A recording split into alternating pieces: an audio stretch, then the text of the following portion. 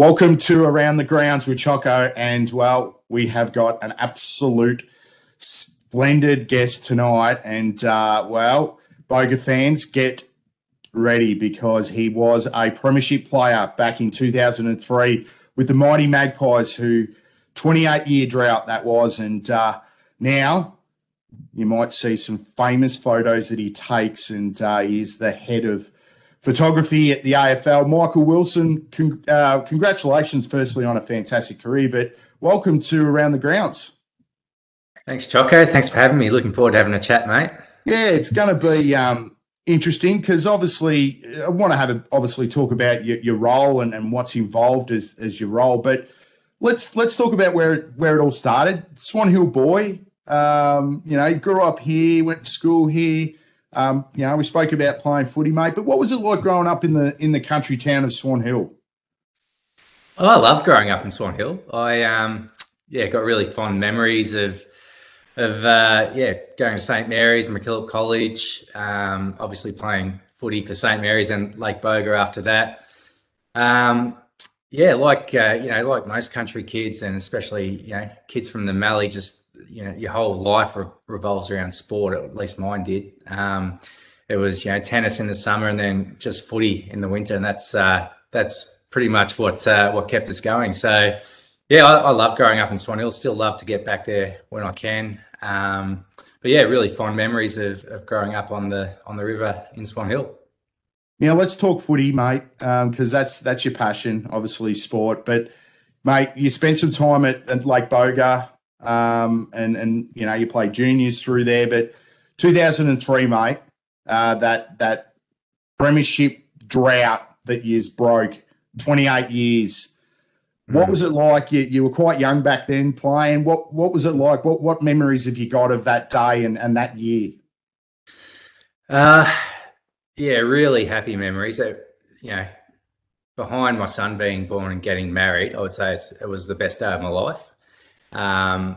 It was just such a great feeling when that siren went. It was a feeling of relief, just jubilation, a real sense of pride, working towards a goal with some really good mates. And it was just the celebrations that ensued were just fantastic. The whole community of Lake Boga got behind us. The celebrations kicked on for days and days. The actual match itself is probably a little bit of a blur. I just remember it being a really hot day. It was unseasonably warm. I remember John McFarlane, the 1975 coach, spoke to us before the game. And he had everyone glued to him. He was just telling us what the 1975 flag meant to him and the odds they were against then. And I remember him saying it was a pretty similar day weather-wise to what we were about to confront. They were playing Swan Hill as well. I remember getting goosebumps just listening to John. There's so many legends of the Lake Boga Football Club in the room listening in as well, like Trevor Pumper and Kevin Pye and guys like that played in 75 as well. So I just remember being so keen to get out there and just put my best foot forward and do my part for the team to try and get us over the line. And it was a funny final series for us. We got smashed by Swan Hill in the first week of the finals at Kerrang. We got absolutely hammered, and just our confidence was shot. Wes Pye got reported and missed a week or two, I think. And we really had our backs to the wall.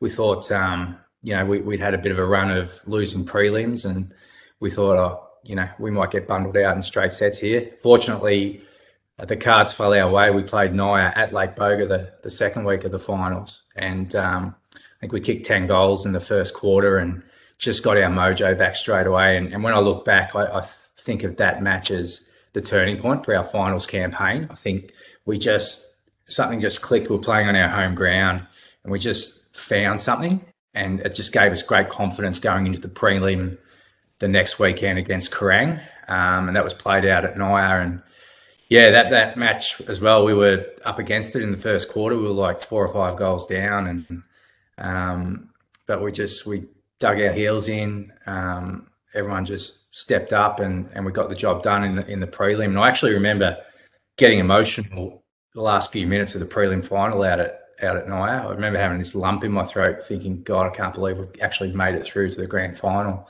Yeah, I was actually probably more emotional getting into the grand final than after we won it. So then it all led to that Saturday at the Swan Hill Rec, and yeah, we got the job done. It was a tight game up until half time. I think the scores might have been, I don't know, pretty tight, pretty even, I think, at half time. And then, yeah, the third quarter, the premiership quarter, they call it. Yeah, we jumped out of the blocks. A couple of key players. Robbie Lee kicked a great goal. Glenn Smith, who was best on ground, kicked another fantastic goal, and we actually thought we can win this. And we just put on 6 or 7 goals, and we went on to win the match. And the rest, as I say, is history. And I remember the siren going, just so many crazy Lake Boga fans running onto the ground. Yeah, lots of tears, lots of hugs, some real emotion, and it was just one of the best days of my life. Yeah, I can imagine, and I know 2022, mate, is going to be a big year for the Magpies, and hopefully they can continue that. And then 2023, I'm sure you'll be back for the reunion, but there'll be some fond memories. But yeah. And I know you bleed black and white in your blood, mate, and I know most people that might watch the TV on a Friday night and see you on the sidelines, you've got the Lake Boga beanie on and supporting your club strong and proud. But what made you get into photography, mate? What made you get into that field? I guess I've always been a creative type of person. Always loved drawing,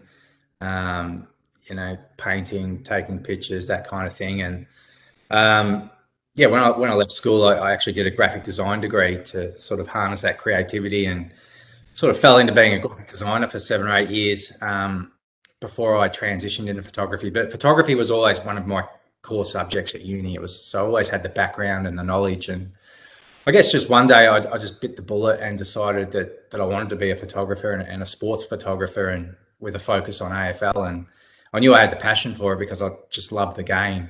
And I knew that my passion for photography, could combine really well as a profession.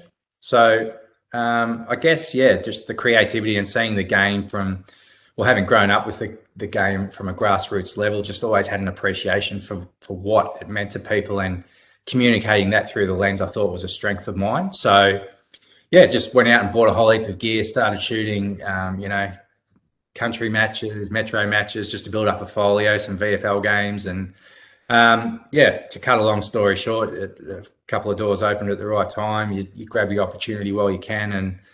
And 15 years on now, I'm still at the AFL, and have worked my way up to be chief photographer and head of the photography department. So I guess, it all just comes from a passion for the game and for photography. And probably one of your strong points is not only what you take on field, but it's off field as well as what you do. Like, you really capture that emotion of how much football means, not only to the players, but to their families and people involved. Can you give the viewers and listeners a bit of a background of, Friday night at the MCG? How does it unfold for you? What is your evening or afternoon look like? Yeah, well, if I use a Friday night game as an example, if I'm just shooting it editorially for the AFL, we usually get there a couple of hours before the game. We get given a brief as to what we need to shoot on the night. So that brief comes from the AFL's corporate partners, both clubs, licensees, that type of stuff. So as well as just covering the match editorially for the AFL digital channels. Get there a couple of hours before the game, just acquaint yourself with the brief, work out with the other photographer who's shooting for the AFL, who's doing what. If you just familiarise yourself with the stories leading up to the game, might be, a milestone match, or could be a player coming back from a big injury or something like that. So just get up to speed with with what's happening news-wise, and then you just let the game unfold in front of you, I guess, and just try and capture every moment that you can. You just pretty much shoot contest to contest. I sometimes find myself losing track of who's actually winning the match, just because you're so engrossed in each contest. And then, yeah, you're filing your pictures as you go. So I've got the laptop out on the ground on the boundary next to me. So you're taking the card from the camera, quickly captioning, selecting your shots, filing the pictures through to the AFL Photos website, where they get picked up by the AFL digital channels and subscribers like News Limited and so forth. And yeah, you shoot the match. You try and keep abreast of any big news stories developing in the match, like any reports that might happen or big injuries. And then, yeah, the conclusion of the match, you're usually following the winning team and just on the hunt for any other stories that might unfold. But yeah, that's pretty much it. Sometimes if I'll shoot a match for a specific reason for a club, so it might be a milestone match, a 300th game for one of the clubs, and in that instance I'll get some access before the game to the change rooms, and might even spend some time with the player during the week if it's a photo essay. And all that kind of access revolves around, I guess, relationships and building them up over the years. And you touched on, I think some of my stronger work is that inner sanctum stuff, and I think that comes from just having that appreciation for the game and what it means to so many people from a grassroots level. And I think Strength of Mind is translating that into pictures that communicate to footy lovers. And you talk about photography, and you spoke about that before, and you talk about that inner sanctum, but not only do you do the games, but you do the post-season photos, pre-season photos, team photos. Is there any particular area that you enjoy more than others? I would probably say it is those inner sanctum pictures, because you're in a privileged position and in a unique position to get those pictures. And to me, that some of the rawest moments happen behind closed doors. So, it's all about footy clubs, as we know, are all about family and friendships, and all that really good stuff to me happens, behind closed doors in the inner sanctums of clubs. And to be able to capture those are those really emotive shots are the ones I think that communicate the strongest, and I think resonate the most with fans. So I'd probably say the inner sanctum shots. I mean, I do love shooting portraiture and all that kind of stuff, set up shots of players on team photo days and so forth. But for me, the inner sanctum stuff, just, being a fly on the wall and just photographically documenting how some clubs tick, for me, is what I enjoy the most. And how did you find your role, particularly in the last 2 years, Michael, with COVID and obviously the AFL, moving the game up to Queensland and then Perth for the grand final? Was that a bit of an interference for yourself in terms of trying to capture the moment? Yeah, definitely. There were a lot of protocols around the COVID stuff that we had to adhere to. So, access to change rooms was off limits. Training sessions and stuff, you had to always, stay behind the fence. All the other stuff that the community had to deal with as well, like, face masks and hand sanitizer, all that kind of stuff. We had to be really vigilant with that. Well, I guess once we moved into the Queensland hubs, the access was pretty good. But yeah, just the access last year and this year has definitely been somewhat limited, just with the AFL trying to protect its players from a COVID outbreak. So, and that's understandable. Everyone had to work within the parameters, and moving forward, hopefully with the vaccination rates moving up, it's not going to be such an issue for next season. But look, everyone had to work within the protocols and just do the best we could, and that's what happened. Now, I'll briefly touch on the 2018 Commonwealth Games. I know you're involved there, did some work up at the Gold Coast. Yep. What was that like, being involved in such a worldwide prestige event in your home country? Yeah. And shooting some of the great athletes that we've seen represent our country? Yeah, well, you hit it on the head there, Choco. It was just a great experience and a real learning experience for me, having pretty much just only photographed AFL or, footy related stuff, to be exposed to, 20, 30 sports that I'd never seen before, let alone photographed. Had to really, think on the fly with some stuff, and, plan ahead, and really just get advice from other photographers as to, the best way to go about stuff. So yeah, for me, it was a fantastic experience. I worked with a great digital team up there. The person who got me on board there was actually the Sydney Swans media manager that I'd known for years and years, and that's how that all came about. So yeah, got some great memories from those 3 weeks up on the Gold Coast, and got some pictures I'm really happy with. And yeah, at the end of the day, it was just, I think, a great experience for my photography, and personally, some real growth there as well. So yeah, we'd do it again in a heartbeat. And I know you've taken some really spectacular shots, and we could name them, hundreds of them. Is there one particular photo that you look back at now and think, geez, that was the moment, and that's really, set me up, or something that you're quite proud of?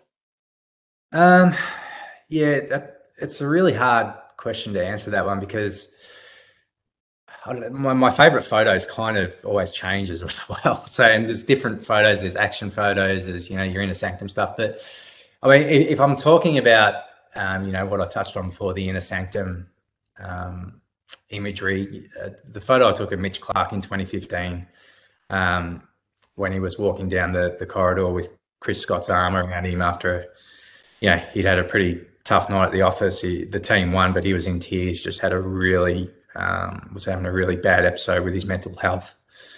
That picture, I guess, really communicated and got my name out there a little bit, I guess, and it won a few awards. And yeah, probably from a personal point of view, I'm just really proud of the message that image conveys, and the overwhelming feeling with that picture is that, it's okay to struggle with your mental health. This is 2015. Even back then, it was still a bit of a taboo subject. If a player was, crying after a game, it could have been seen as a sign of weakness. But the fact that Chris Scott literally put his arm around his player and said, this is okay, we can manage this, I think was a real watershed moment for mental health in the AFL landscape. And yeah, just really proud of what that image stands for now. If I'm talking about action photos, I take hundreds at a weekend. It's really hard to narrow down, but there is one particular one I keep going back to. It was in 2018. It was this spectacular mark that Charlie Curnow of the Blues took over Tom Langdon of Collingwood at the MCG. It was compared to the Alex Jesaulenko mark of the 1970 grand final. It was quite eerie, very similar marks. Carlton v Collingwood, similar part of the ground. And yeah, just the photo, reconnected to the past. And I just loved it. I love the history of the game, and the fact that the photo was compared to Jesaulenko's famous mark just made me feel really, really proud of getting that picture. It's just a spectacular mark. It's a great footy photo. It's your classic specky. So that's probably my favorite action photo, I would say. Now, to leave it up, to finish it off, mate. Sorry, you do give back to grassroots, and you're always offering advice to people out there, and you've offered your services for local photographers out there in country footy to come and join you and shadow you and watch.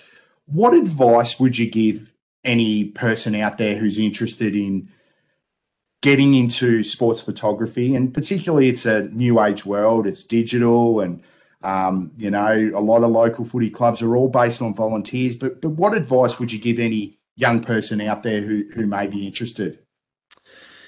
Yeah, I would say my first piece of advice would be just get the gear you need and just start shooting. There's no way around it. If you're interested in photography and footy, you need a long lens, You know, the grounds are massive. You need a telephoto lens of probably 400 millimeters or more, and a half decent camera. And just, you know, I pretty much taught myself how to shoot AFL. I mean, I you know, knew how to use a camera technically, but no one sort of taught me how to shoot the game. It's more trial and error. You just get out there and kind of shoot as much as you can and build up your skills and your folio. So, you know, that would be my first piece of advice. And, you know, the more experience you get, the better your work will become, and, you know, the more likely your work will be noticed.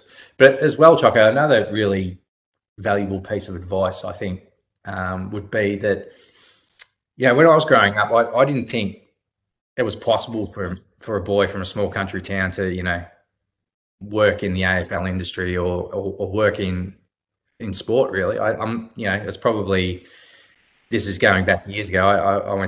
I finished high school in '94 at MacKillop College, but I always thought that sort of stuff was out of my reach. But, you know, you can achieve anything you want if you've got the talent and you're prepared to do the hard work. And so if, you know, there's any teenagers out there that are finishing school now, just, you know, you can do what you want. Set the bar high. Don't limit yourself thinking that you're not either good enough or you're from a small town and no one's going to see your work or notice you. I think, you know, there's lots of really talented people working in the AFL and sports industries and, you know, other industries across Victoria that are started in the country. So, you know, no country kid should think they can't achieve what they want to do. And yeah, if my story can help inspire any to do what they want, then, you know, that makes me really happy. Well, thanks, Michael, for joining us tonight on Around the Grounds with Chocco. Remarkable story and a great inspiration for so many young ones out there getting involved. And I know you're a work colleague of mine, and you're renowned around the AFL offices, and you're always, you know, up for a chat and a laugh at a game and to say good day. But, mate, well done. Congratulations on your work. Congratulations. Hopefully, yeah, we'll see you a few more times up in the bush. I know it's pretty busy during the winter, but particularly the summer, and I'm sure you'll be back for the 2023 Premiership reunion for Lake Boga. Absolutely will be. Thanks for having me, Chocco.